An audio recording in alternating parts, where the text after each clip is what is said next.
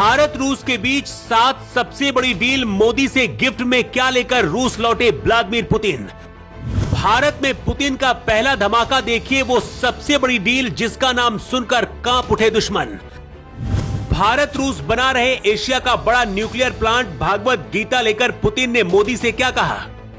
भारत क्यों आए और क्या लेकर लौटे व्लादिमीर पुतिन, जानते हैं आप। मोदी से ऐसा क्या रूस ने मांग लिया जो चीन को भी बर्बाद कर देगा। पुतिन भारत पूरी प्लानिंग के साथ आए थे, ये सिर्फ इत्तेफाक नहीं बल्कि बहुत बड़ी तैयारी थी। भारत और रूस के बीच दुनिया को हिला देने वाली 7 सबसे बड़ी डील हुई है, लेकिन सबसे ज्यादा चर्चा उस गिफ्ट की हो रही है जिसे मोदी ने पुतिन को देकर रूस भेजा है। व्लादिमीर पुतिन के रूस पहुंचने से पहले रूस से न्यूक्लियर फ्यूल भारत पहुंच गया।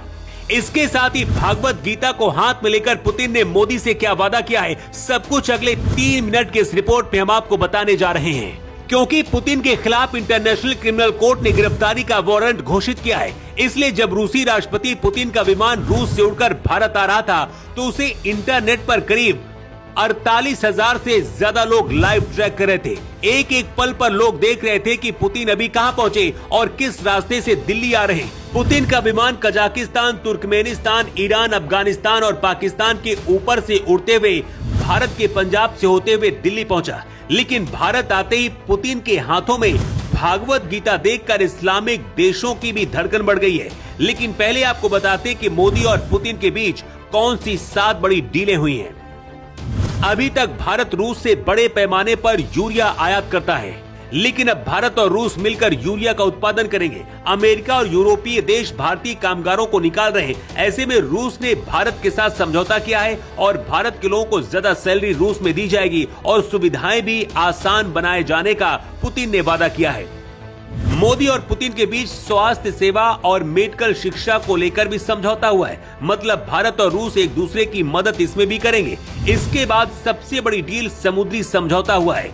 इसके मुताबिक अब समुद्र में रूस और भारत एक दूसरे का सहयोग करेंगे। अगर गलती से भी पाकिस्तान और अमेरिका ने समुद्र से भी भारत के खिलाफ कोई साजिश रची तो रूस कूद पड़ेगा। पुतिन ने कहा कि रूस से भारत लगातार तेल लाता रहेगा और भारत को किसी से डरने की जरूरत नहीं है, लेकिन मोदी से रूस ने कुछ ऐसा मांगा है जो चीन को भी बर्बाद कर सकता है। रूस ने मोदी से नो लिमिट पार्टनरशिप करने का प्रस्ताव रखा है, मतलब सीमाओं से परे रिश्ते।